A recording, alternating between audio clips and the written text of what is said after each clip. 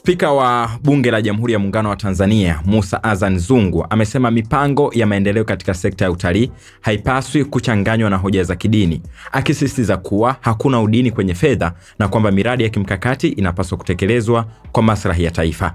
Zungu ametoa kauli hiyo leo Ijumaa Februari 6, 2026, huku akitumia mfano wa historia ya Papa Leo, kiongozi mkuu wa kanisa Katoliki duniani aliyewahi kuishi na kuhudumu katika maeneo mbalimbali nchini ikiwemo Morogoro, Songea, Dar es Salaam na Zanzibar. Amesema Tanzania imepata bahati ya kipekee kuwa na historia hiyo, akipendekeza kujengwa kwa maeneo ya kumbukumbu yatakayovutia watalii wa ndani na nje ya nchi. Nikimnukuu hapa, anasema ukiweka maeneo ya kihistoria ya kidini, shida iko wapi? Morogoro alikuwa anaishi nyumba gani?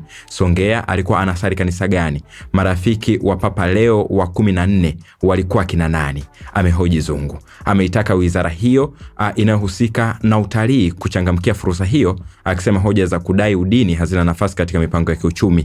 Amesisitiza kuwa mipango ya rais inahitaji utekelezaji wa fedha, si maneno, huku akionya kuwa kizazi cha sasa hakitaki kusubiri kwa kuwa hakuna taifa la kesho bila hatua za leo.